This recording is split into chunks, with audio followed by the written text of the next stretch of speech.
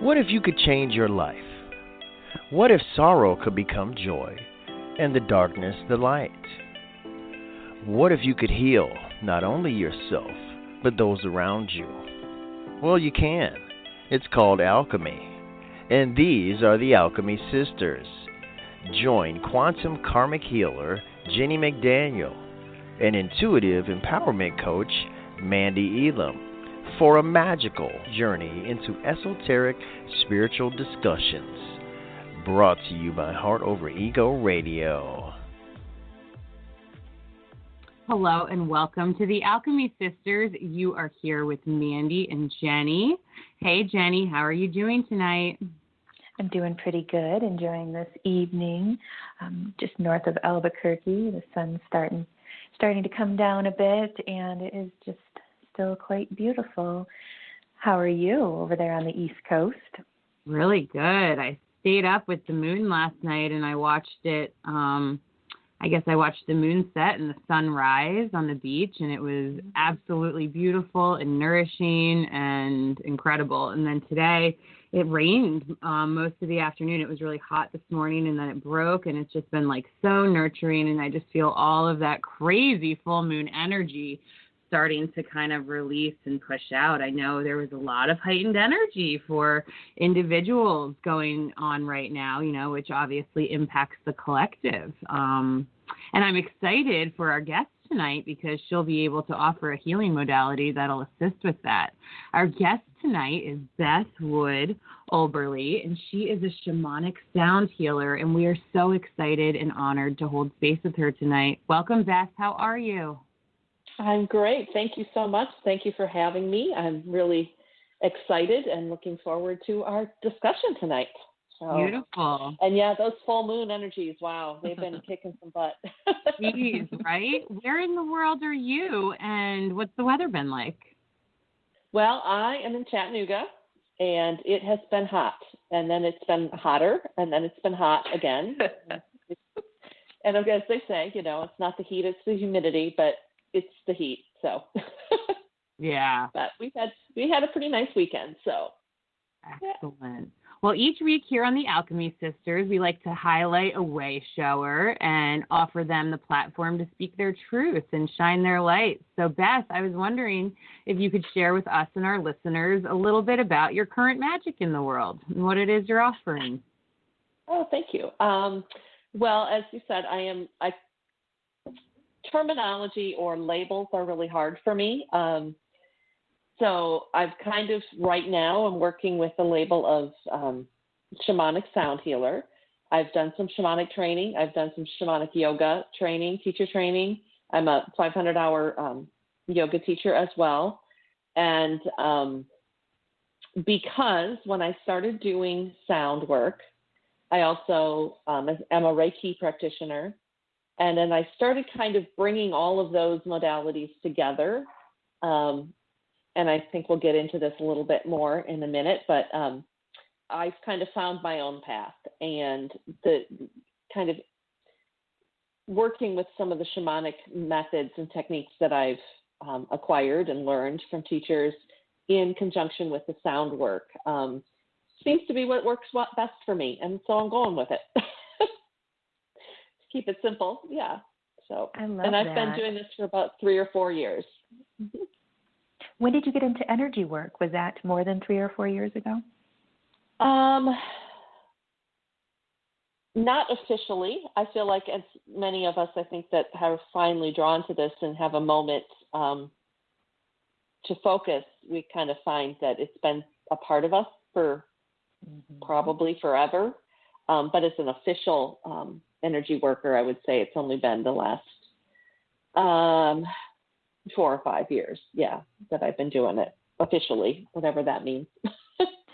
And I love that you do the yoga, the sound healing, and the energy work. I find that some of the best healers and teachers out there do a fusion, do a combination of many different modalities. So I like that you've chosen those ones, and I'm going to imagine that you'll choose other ones to put in your arsenal down the line too, other things you get interested in.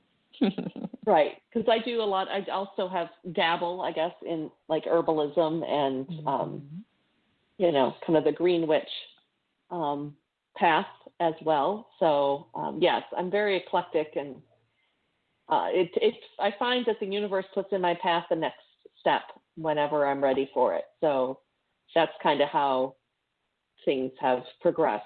I, found a Reiki person, and then I found the right yoga teacher, and then I found the next right yoga teacher who brought me on more of a shamanic path. And then, I moved to the move to Chattanooga happened in the middle of all that. Since I've been here, I'm just constantly meeting and connecting with new people and new ways of being and doing. So it's been an interesting journey for sure.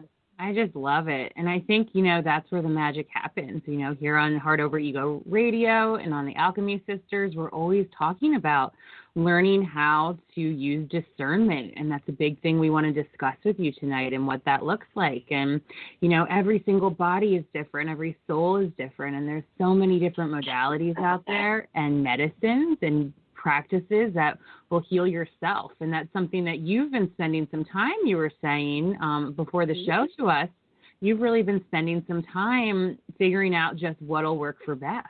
How's that experience been going? It's been very enlightening, I guess would be the best word I can come up with right now.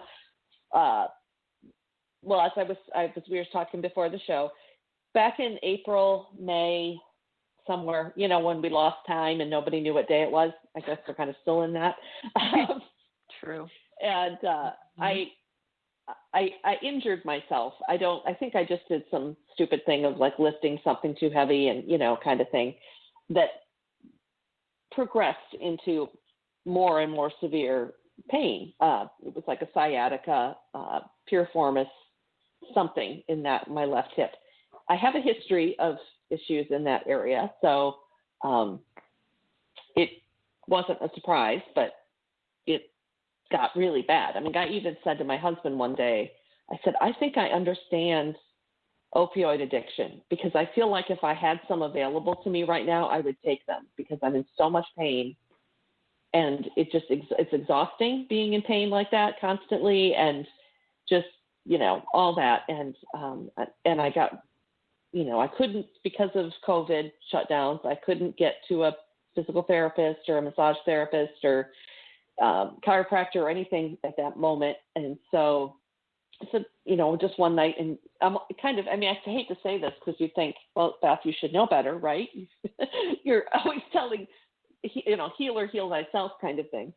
But I just came down here to my workspace and got out my bowls and got out my drums and then got out my tuning forks, which I don't use a lot because I tend to do more group sound work, meditations.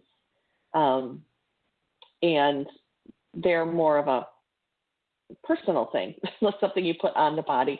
But I thought, let's just try this.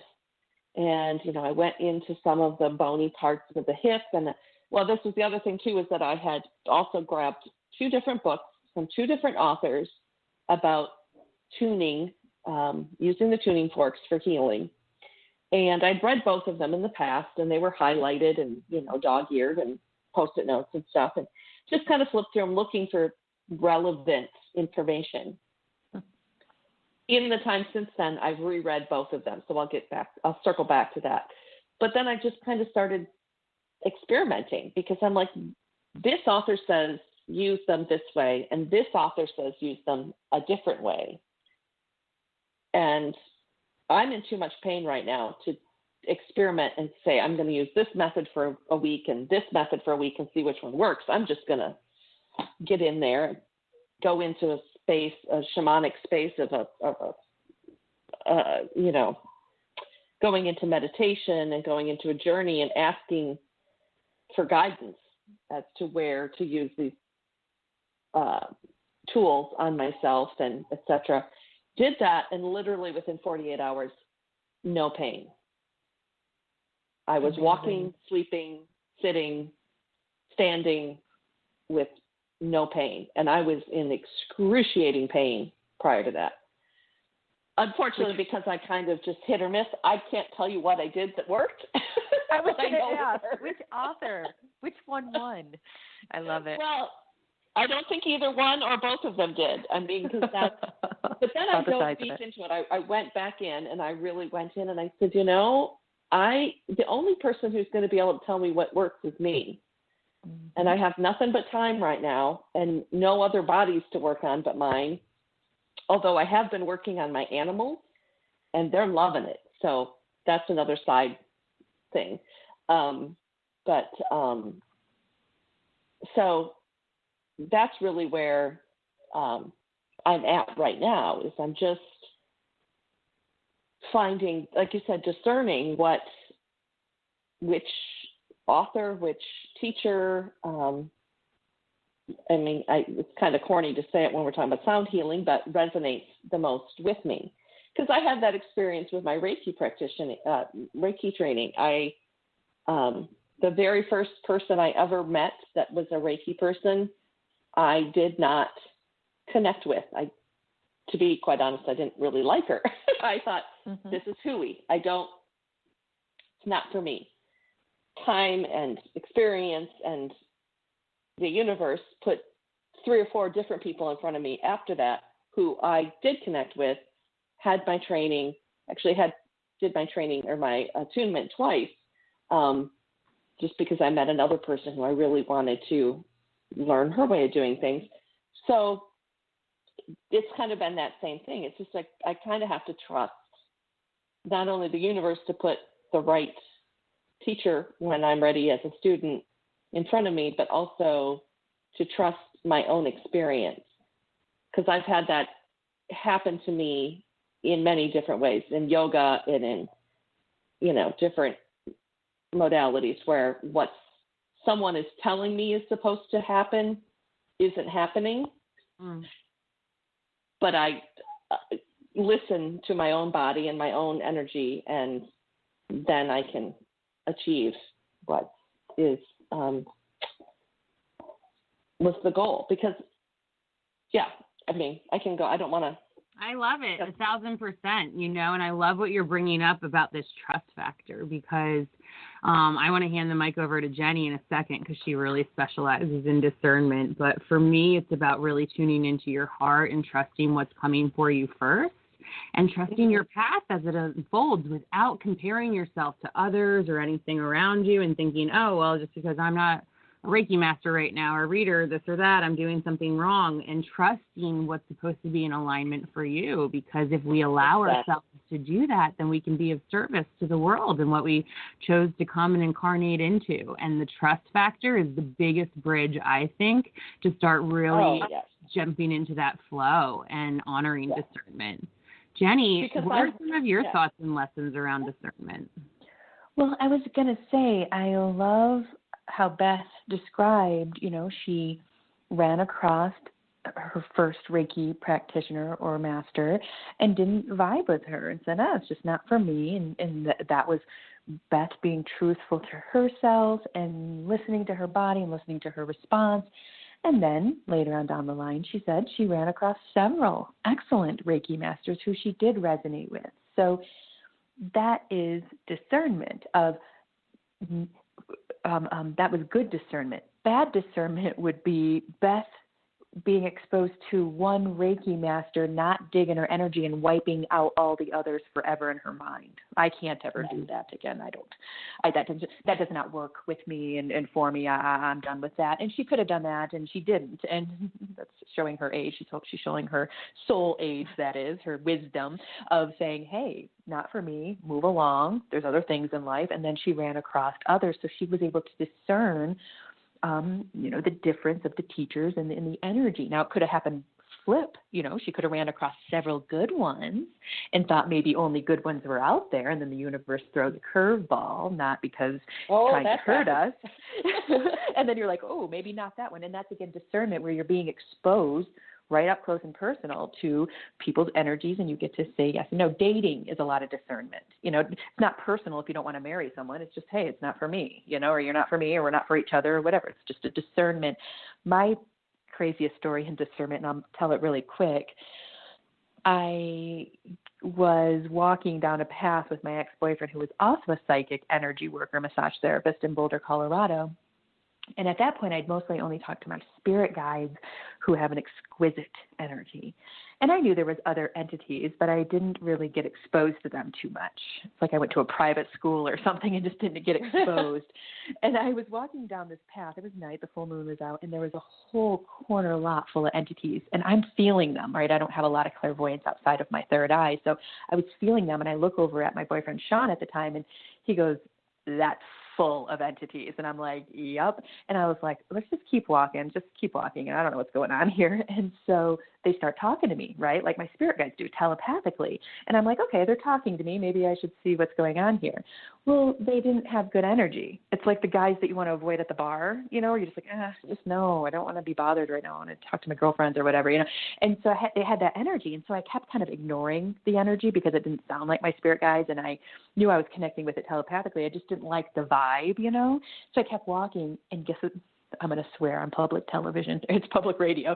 But they said, well, look at that fucking prude bitch. And I looked around, I turned around, I go, that is why I ignored you that whole time. They were pretending to be playful and telepathic and soul-like. And the second I just used my discernment, which is my own truth of not communicating with them, that triggered them, showing their soul age, which was rather young. And then, you know, them swearing at me. And I just kept walking and said, checkmate. I get it now. And my spirit guides were like, that won't take long. She picked that one right up. And I was like, I can sense, just like with humans, spirits, and it's a sensing because you don't often see them, the energy frequency and what you're interested in. And you can only tell what you're interested in by exposing yourself in general and using faith and moving forward and learning. So that's my crazy story of discernment. I learned it kind of the hard way, pretty intense way. Yeah. Love it. I do too. So there's lots of things I want to ask Beth, but I was thinking we could take just a second, Jennie, if you would share with our listeners a little bit about Witchin' Weekend and then what Beth is going to be doing there too. Yeah. If everything lands properly and everything's safe, at the end of October for Samhain, we're going to be having a celebration, and it's going to be a multi-dimensional celebration. We're going to have ceremonies and workshops, and it's going to be an overnight event. We have in-house lodging, as well as there's some lodging outside of the event space as well. And it's going to be a weekend of fun experiences on Friday, which I think is the 29th or the 30th. I get the dates mixed up. It's the 30th. We're going to be making orgonite. And if anybody has ever played around with or knows what orgone, is, it comes in many shapes, but I've seen it in pyramids quite often. That's a classic form. And it's I think, silicone-based crystal mold making. And I've seen them is it resin? I've seen them in mermaid tails and, many different molds. But what it does is it helps neutralize 5G exposure. So you're going to want orgone around your computers, hanging in your ears, maybe around your neck, because this 5G is not going to be not going up. It's definitely going to be going up. It's going to be there. And the best thing we can do is shungite as well as orgone are going to be phenomenal for helping protect you with that. I don't think it'll take it away completely, but it's something that we can do to assist. So we're going to be making orgone molds and crystals, and I guess I don't know exactly what they're called, orgone, orgonite. And then Saturday is going to be the full day of experience. We're going to start with yoga, and then we're going to go into some ceremonies, cacao, as well as a workshop, spiritual hygiene, into dinner. And then Saturday night we are going to have a full-on pagan bonfire experience, full-on with drinks and fire dancer and comic and music. So we're going to be having the daytime ceremony and the nighttime shenanigans. And then Sunday we have a couple more workshops, as well as some lovely food. The chef that's coming up is from Atlanta, and she's from Libya, I think, and she has an exquisite skill. I mean, the food she makes, Her name is the Cooking Diva. I think I'll put it on our show page later on. I'll put her link on there because we're talking about her. Her name's Aye, and she's been on the Alchemy Sisters, and she is a social worker. She was a teacher for many years, and now she's a social worker, and she also does cooking classes on the side, and I think it's called Divine Cooking or Diva Cooking or something like this. It's wonderful, so you can always have her. Since we can't conjugate in giant groups, you can have her maybe come to your house and show you and your girlfriends how to cook this exquisite ethnic food that she is just made to cook. I mean, it's just, I called her and asked her if she would help us at our event. She goes, I love cooking. I'm like, that's why I'm at your door and you're good at it. So we have professional chef, as well as professional bartender for Saturday night. So it's going to be an exquisite party / educational experience / ceremonial experience and food. So you don't want to miss it. If it lands, you're not going to want to miss that. I think that's it. I think I covered it. I think that's it too. And stay tuned. Like our page, The Alchemy Sisters, on Facebook and on Instagram. And you can also email us if you're interested in the event at witchinweekend@gmail.com. Beth, you are going to come and infuse in some sound healing on Saturday morning during yoga, I believe, with maybe some meditation. Sunday. Jennie, Sunday morning. Mm-hmm. Sunday morning, yes. What can our listeners expect in a sound healing experience from you? Oh, okay. Well, the way I do a sound bath or a sound healing group event is, if you've ever done a yoga nidra, where it's a yogic sleep, where it's kind of a guided meditation that takes you through, I do that, but I do it with sound. I don't really speak much during a group event. I'll introduce, kind of the concept at the beginning, but you come into any comfortable position. Most people choose to do a shavasana type pose, just lie on their back or on their side, and but some do like to do more of a upright seated meditation pose to keep themselves from falling asleep, to be quite honest. But if you fall asleep, that's no problem either. The way I do it is I do not pre-plan or know. It is not a musical experience. I allow myself to go into a state of a waking trance, or I guess is probably the best description. And I just allow the energy of the people in the room, the energy of my spirit guides and others, angels and ancestors, come in to help assist me. So I don't really know. And quite often afterwards, someone will say, oh, you did this one thing. And I'm like, yeah, I did, but I couldn't tell you what it was, because I was just allowing the spirit and the energy to move through me. So I use the instruments that I use. I have, at the moment, I have 3 handmade shamanic skin drums that I've made myself, and some other percussion instruments like rain sticks and rain drums, ocean drums, and of course my singing bowls, chimes, a little tuning fork, depending on what I feel is needed. Sometimes the tuning forks are very good for clearing the energy in the space. So I don't think that'll be an issue for this weekend. By Sunday morning, the energy in that space is going to be pretty awesome. So I'm just going to be able to ride the wave of the beautiful energy that we've all built together over that weekend. So, but sometimes, I come into a space and it's got a little funky energy in it, and you need to drum and play some stuff to just kind of clear the energy before things can settle. So it's a very meditative experience for most people. And you just kind of allow the sound, the vibrations, the energy that comes from all of the instruments to wash over you. And much like a yoga class or a meditation, you or a lot of ritual, you set an intention before you start.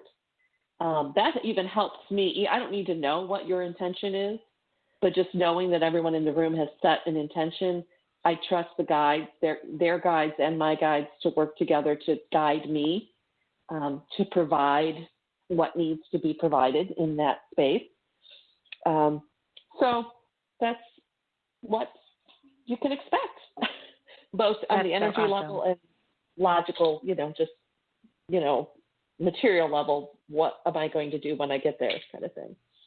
And you're in for a special treat because on Sunday, the day that Beth will be performing, we're going to be doing a trilogy experience. There will be yoga. So Leah, our business partner, will be taking everybody on I'm imagining yin-style yogic experience for 30 minutes. So you'll start off with that. And then I'll take you on a guided meditation, and we'll do a shamanic journey into parallel lives. And I, like Beth, leave it up to the guides to take us wherever is most potent for everybody, or the highest good. And that will be for 30 minutes. And then we round you off with Beth for 30 minutes of the sound healing, the singing bowls. So it's going to be 90 minutes of pretty intense layered the healing. So not only is it going to be the last day of the festival, but by the time you get some sound healing from Beth, we'll have taken you on a couple journeys, and you'll be real revved up or revved down, however it looks, because you're probably more relaxed. And it's going to be quite the experience. And then on Friday, we'll be doing another trilogy, which is a show we have on our network here. We are Heart Over Ego Radio, and we have a plethora of shows different days of the week. And on Fridays, we have a show called The Witching Hour. And we do shamanic journeys as well as guided meditations. And it's a wonderful show. You'll go ahead and have to go to any major podcast app and search Heart Over Ego Radio. And you'll find a bunch of shows. Go ahead and look for The Witching Hour. You'll get a trilogy of guided meditations. So on Friday, we will be going with the live witching hour. So it won't be podcast. It will be live on Friday. And Leah will take you into probably a nice relaxed meditation, yogic space, because it'll be after dinner on Friday, the first night. And then I'll take you on a journey, and then I'll hand you over to Mandee, and she takes you on a journey, which again replicates our Friday show, The Witching Hour. So you're going to have a couple trilogies of guided meditation, as well as several workshops, ceremonies, and just the vibed out energy. So if this one doesn't land, look forward to a spring experience. So we're hoping for it to land, but if not, you'll just see us in the spring. That's how you kind of have to do this COVID world thing, is you hold on loosely like that 80s song. Absolutely. Well, let's just do that. Let's take a breather. I'm actually, to take our breather, I'll play the intro to the Witching Hour so our listeners can understand the vibe of what that'll be like. And then when we come back, we'll move into the next portion of our discussion. Sound good, ladies? Excellent. Sounds good. All right. Everybody take some breaths.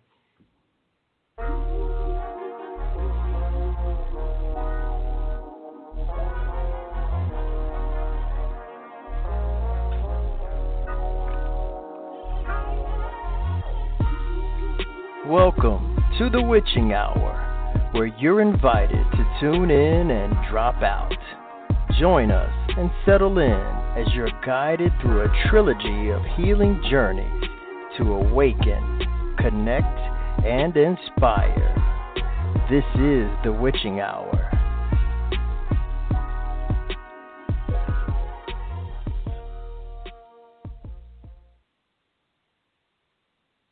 Hello and welcome back to the Alchemy Sisters here on Heart Over Ego Radio.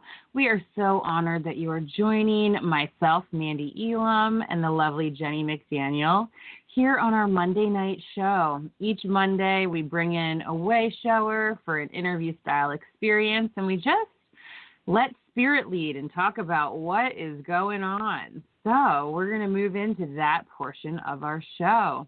I always like to give our guests the mic when possible. So, Beth, is there anything in particular rising on your heart or mind you're wanting to discuss right now? And if not, Jennie and I can take it. Well, thank you. Well, something came up for me when we were talking about discernment earlier, and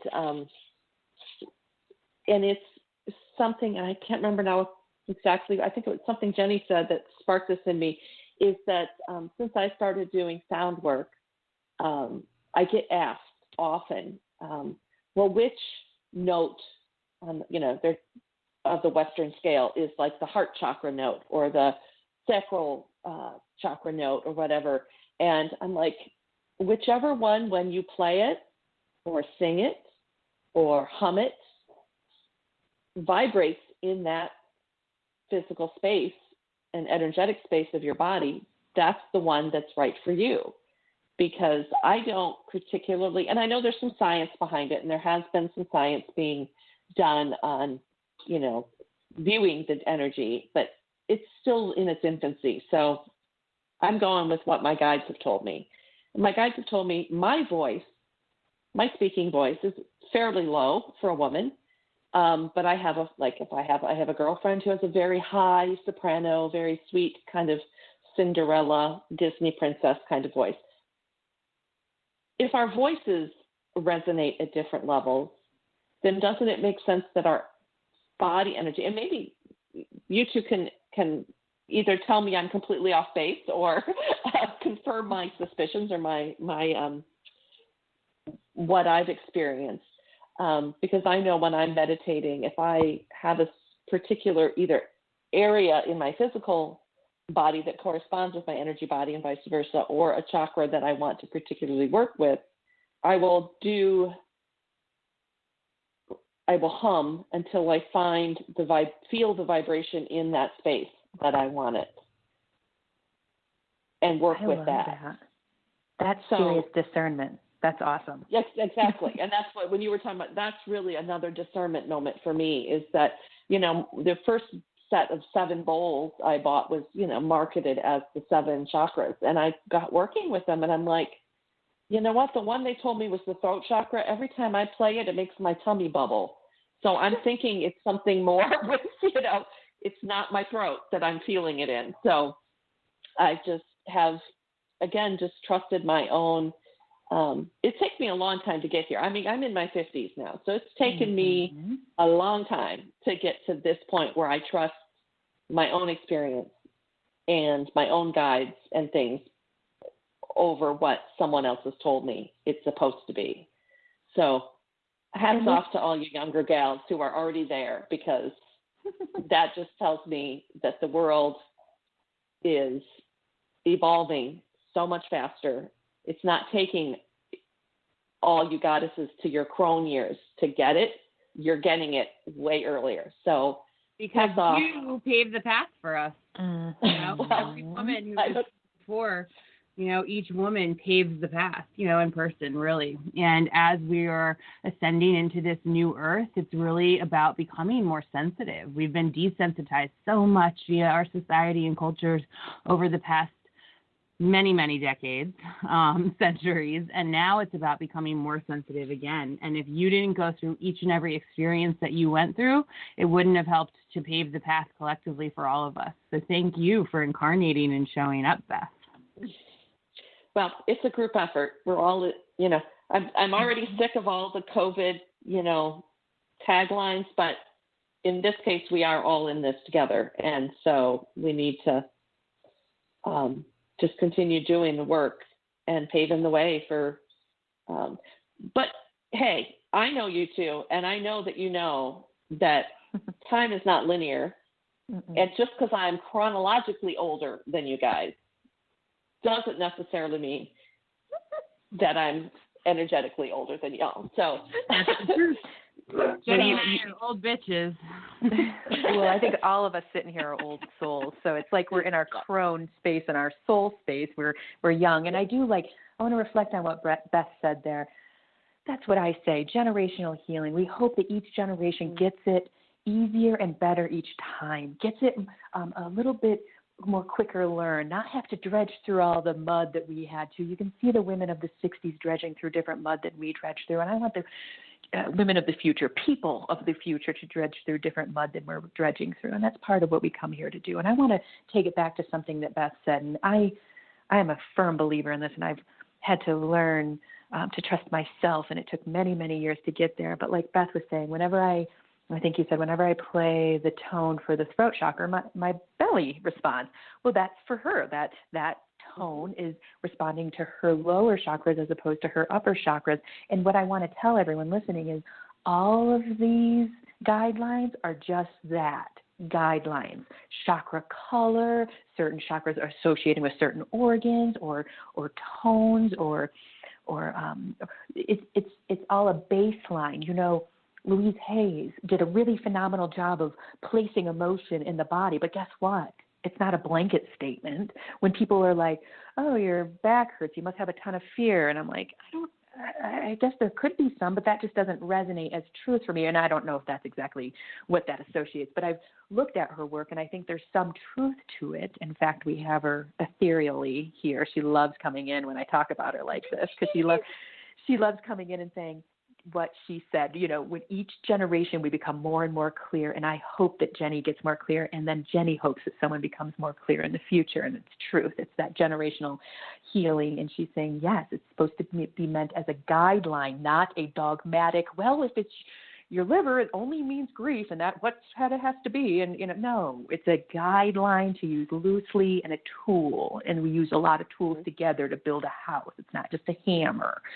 So I like how Beth does and takes the dogma out of it and say, okay, I get that that's supposed to be for my throat chakra, but I'm feeling it here, so that's my truth, and that's what I'm going to go on, and if it changes later, so be it. And then the typical person might say, well, the typical tone for the throat chakra works for my throat chakra, so be it. And that's wonderful. You know, but the idea is to use these as guidelines as opposed to dogmatic have-to. You can see what happens when we do that. Take a look at religion. Not pretty. Mm-hmm. Not pretty. It gives us a framework to start with. Yes. Is how I find it. Yes. You know, something to work on. Start with a client and start, you know, with what I have, what works for me or what I've learned. But if I'm discovering that they're not feeling it, I'm not getting the feedback from them that it's doing what I think it's supposed to be doing, then we adjust until we find what works for that person. Because, you know, as yoga teachers, as energy workers, as healers, you're healing and working with the person who's in front of you. And it doesn't matter all the books on your shelf, what the hell they say. It's the person in front of you. You need to read them and work with what they're telling you, and not all the other stuff. Gives you a place to start and a guideline to work with, but it's dogma exactly is a dangerous trap to get caught in. And non-growthful. Yeah, it's a trap. You don't grow inside of that. And I mean, you can, but it traps the growth a bit. So if we can just have some loose ideas, and I like to call them understandings, like I have some loose understandings, and it feels very truthful to me, so much in fact that I teach and preach them, which is you pick the womb you come out of, and you pick the day you were born, or the time frame continuum, so to speak. So those are considered dogmas, but you can have ideas, but just hold on to them loosely. If you're proven wrong, you're proven wrong, or if something better comes along, something better comes along. You can have ideas and morals and understandings. It's just don't crush them with have-tos. It stifles them. It makes it small. So I love that you've done that, Beth, and I've had to do that with my spiritual and psychic understandings. My teacher years and years ago, my teacher's a trance channel, and he's also a psychotherapist. And he's like, you're not going to have very many teachers. And I was bummed about that, you know, because I was just on my spiritual path, and I was like 24, and I'd been very spiritual all before that, but I really got into it. And I was bummed because I wanted teachers. But that taught me how to make myself the teacher and to be self-teacher and to learn and to use pieces of all the people around me and teachers around me. And that did me more service than following any guideline or doing any, deep study. I'm a self-taught healer. I got a cold dose of reality when I moved to Boulder, Colorado. At that point, I'd been a, professional healer for 7 years, and I had built up a solid business called the Holistic House, and I sold it and moved to Colorado. I thought I was badass. I wanted to go play with the big boys. And I'm self-taught. I'm just a self-taught girl. I went to massage school. I had all these other modalities that I was exceptional at. And so I got a cold dose of reality when the Boulderites were like, well, who trained you? And I'm like, myself. And they're like, well, yeah, we have too much good training out here for people just to come willy-nilly in it. And I'm like, I guess I'm willy-nilly. And so I was quirky and the oddball out, but guess what? I built a clientele and sold it in Boulder, Colorado, which is unheard of. So I went my own path, I done my own way, and I trusted myself, and I didn't let other people's expectation of what a good healer is get in my way of becoming a good healer or becoming more of a good healer. So you got to trust yourself, not listen to other people's dogma spaces. Again, baseline rules, understandings, but don't take it as full truth, because it's not. There's not just one full truth, and that's the beauty of it. And it also drives humans nuts. Well, and I was going to say that to our listeners. It's like dogma touches everyone, and there's conditioning and fear and things within every single one of our belief systems that we are going to have to work on continuously throughout this lifetime, and it's not something we're just going to heal overnight or automatically get rid of, but it's these layers of beliefs and conditioning that we start to unravel, and it takes a little while. There really is such a thing as cognitive dissonance, and it takes a while for us to sometimes accept and allow our mind to bend and heal and change, just like we would if we were changing our bodies or growing or getting stronger or healing. The same thing goes with our mind and our psyches. So it's really important as we talk about all these concepts for everyone to remember, especially right now during all these retrogrades. We practice all of our R's. So remember, rest, recalibrate, reorganize, all of that stuff. It's really important to remember to always drop back in, just like we're talking about, and tune into what's best for your highest good that day, and to do your best to not judge yourself against others' paths. True. Absolutely. Mm-hmm. Excellent. So, Beth, where did you move from before Chattanooga? You said you got to Chattanooga, about 4 or 5 years ago or some such? It'll be 4 years, I think 4 years this fall. Yes, 4 years this fall. We moved here from a western suburb of Chicago. So. You missing the Midwestern, or no? Yeah, very Midwestern. Yeah, very prairie. Well, we lived there for 25 years. I grew up in Michigan, so I'm about as Midwestern Great Lakes as you can find. And I've been told since I moved to Chattanooga that I have an accent. I never used to have an accent, but now That's I do. So funny. So. Do you miss the Midwest? Oh, no. No. Ultimately, no. Actually, yes, I do. There are things about the Midwest that I miss. Obviously, my friends and my family, I miss. I miss like maybe a week or 2 weeks of winter, and that's it. I don't want 6 months of it like we would have in Chicago, but I would, I miss having a little bit of snow and a little bit of cold. Just don't want a whole winter of it. And I miss the open prairies, the open rolling farmland, and, like straight roads for as far as you can go.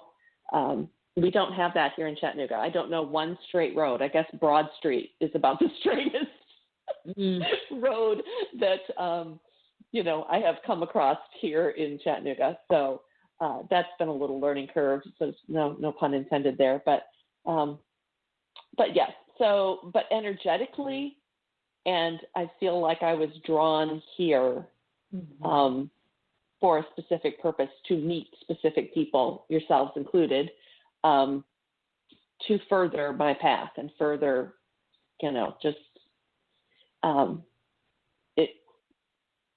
Midwest is, at least where we were from, it's very conservative, and not just politically, but just, very conservative in the true sense of the word of, we don't like things to change.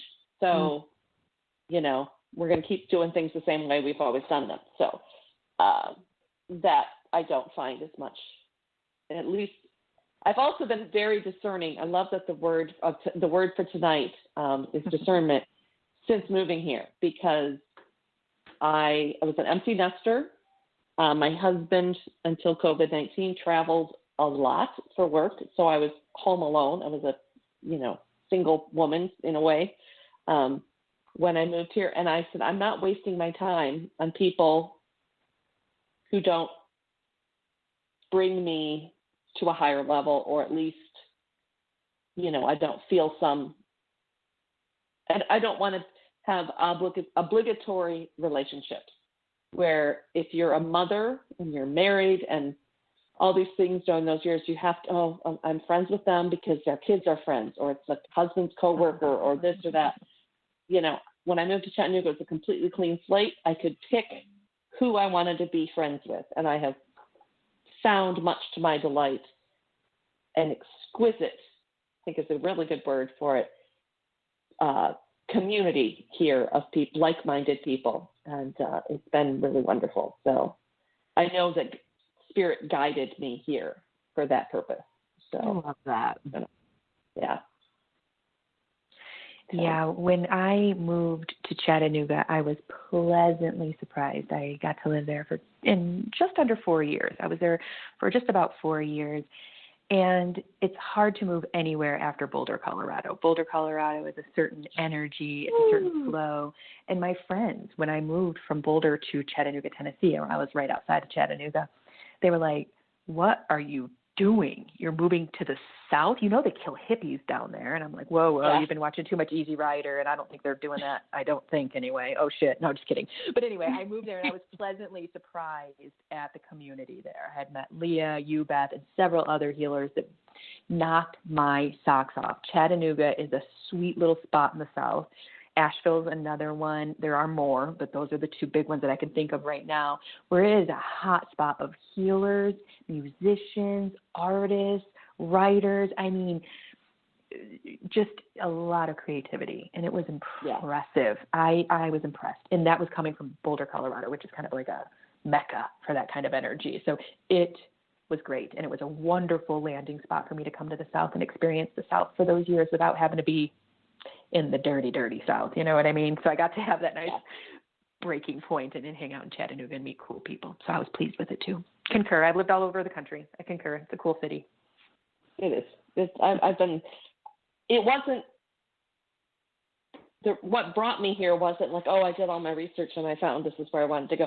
My husband kind of just said, I've got a couple friends who moved to Chattanooga, and they and he would give me the high points of what they liked about it. And our daughter went to Savannah to college, and so we wanted to be closer to her, and I didn't want to live in Atlanta. Mm-hmm. So it just kind of worked. And it wasn't my idea. It was his idea, but I'm the one who ended up I found my space. I found my loving people. It. I found, so. So cool. So you guys are going to stick around there for a while, you think? You think you'll stick around the area for a while? I'm open to anything. So I can't say. I mean, I think I will. I don't know what will happen. What will happen. The other thing is that I've always felt a really strong draw that I need to be near water, near the ocean, or maybe back to one of the Great Lakes. It's interesting. The town I moved from in Illinois was on a river, and then I moved to another river town. So I guess I'm the best I can do is not, is to be on a river town, but I would really like to be. But then whenever I think of any parts of the country that are on the coast, I haven't found one that really, clicks. What about Savannah? Did you go visit your daughter there? I'm sure you did. I spent a lot of time in Savannah, and it was very weird. Was it? Definitely have had a past life in Savannah. It was the very first time we went there to visit college. I was like, I know where this is. I know where just within a few moments of being there and perusing a map really quickly, I was able to get around town like I was a native. Maybe not quite that much, a little bit of, Google Maps, awesome. But yeah, definitely felt, but I can't, that heat and humidity is a whole, and it's still on the river. It's not really on if you go out to Tidy, you're on the water, but I don't know. To be honest, the place that feels the most at home, I went to Wales 2 summers ago. Ooh. And I was supposed to be in Scotland this summer, but we all know how that all turned out. And if there's a way, I would love to move to the UK. I've been doing a lot of work with ancestral work, both energetic ancestral work and on paper ancestral work.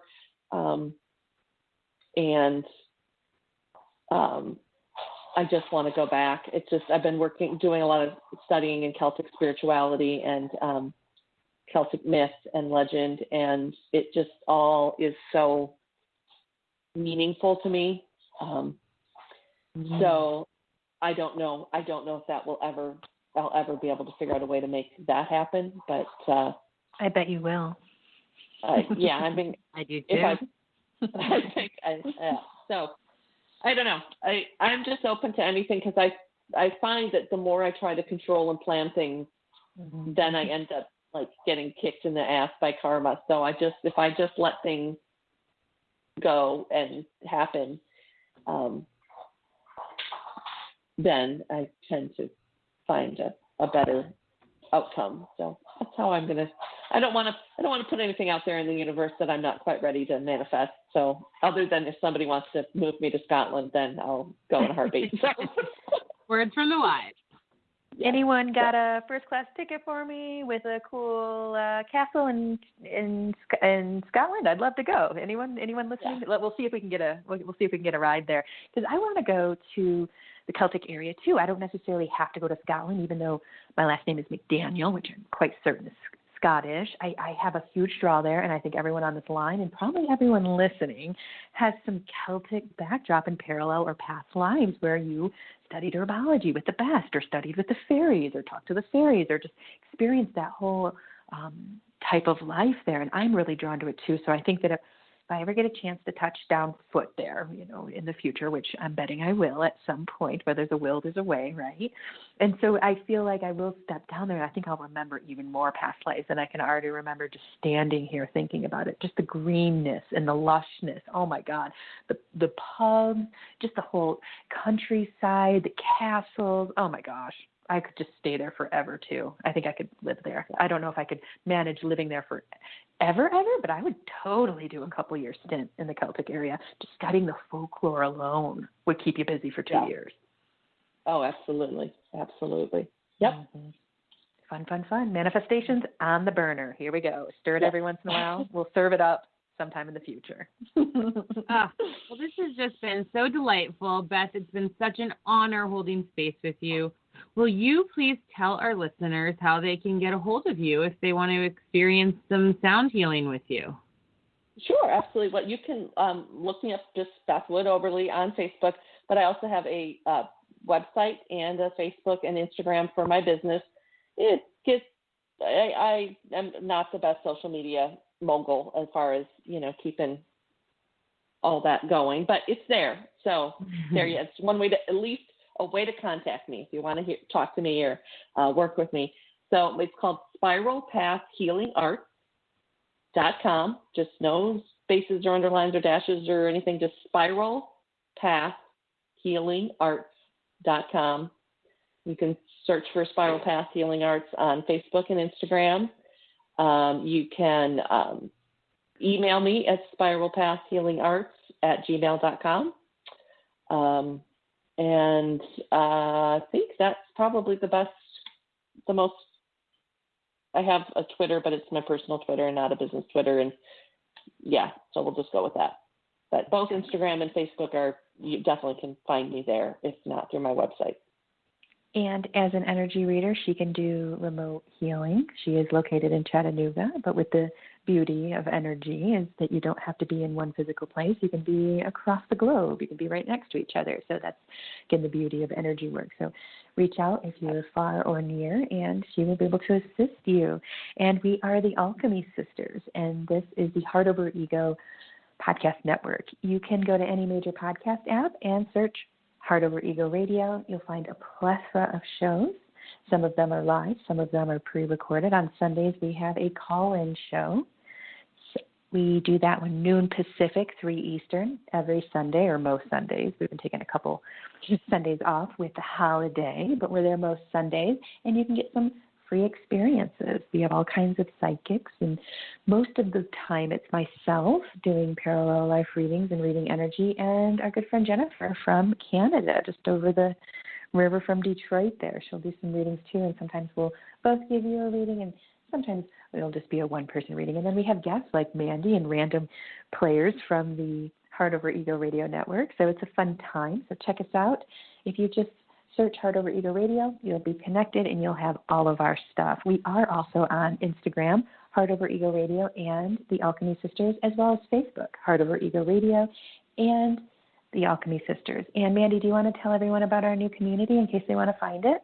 Yes, we just created a brand new Heart Over Ego Radio community on Facebook. And this is an opportunity for our listeners to get a little bit closer with us, to catch all of the replays of the shows that we're producing, as well as tune in. We like to share funny memes and heartfelt energy, as well as sometimes exercises. And this is a brand new space. We literally have about 40 people in there right now. We just opened it, and we're so excited to grow it. So if you are interested, if you enjoy our shows, if you want to be connected with us more throughout the week and throughout your day, please join the Heart Over Ego Radio Facebook community group. We would be honored to hold space with you. Excellent. And Beth, any closing remarks before we head out? I just, well, first of all, I want to thank you both so much for reaching out to me and for inviting me to join you and holding the space with you tonight. This has been a wonderful experience. I was very nervous, but you made me feel very comfortable, so it's all cool. Thank you again. Another thing that I just wanted to say, that another modality that I offer is I work with animals. I make a living by being a pet sitter and a dog walker, and I make a life by being an energy worker and energy healer. So, but I do try to bring the two together, and I think that's one of the reasons I'm such a good dog and cat sitter, is because I come into the space with Reiki energy and healing energy, and the animals just respond beautifully to it. So that is also something I can do remotely if anybody is interested in that as well. And it's been an interesting experience working with animals as well, because they're so pure. They don't have any defenses put up as far as like non-believing or anything like that. But so that's, I'll just end with that. Just wanted to add that to the menu, so to speak. And thank you again. It's just been great reconnecting with you two. I really enjoyed it. And I really hope our Samhain weekend works out, because me too. It's going to be incredible. Such a great group of people too. So it's going to be magical. Well, the woman of many talents, Beth, go ahead and find her, connect with her, get a session, have her help you with your animals. We appreciate you, Beth. And as always, Mandee, it's been a pleasure. And do you have any closing remarks, Mandee? I just want to say, remember, we're coming out of the full moon, and to be gentle on yourselves. And if this week all you do is really focus on breathing, gratitude, resting, it'll be great. And it's important to just tune into what your heart wants most each day. And I thank you, as always, for holding space with us, Jennie, and thank you so much, Beth, for coming on the show. If you are interested in the services that Jennie and I offer, we invite you to check out our website, thealchemysisters.com. It would be such an honor to hold space with you. And you can email us directly, or you can send us a message on Facebook. Ladies, this was an absolute honor. Thank you to our listeners for tuning in. And I'm going to go ahead and close out our show with our newest commercial. Thanks so much for showing up and tuning out. Thank you.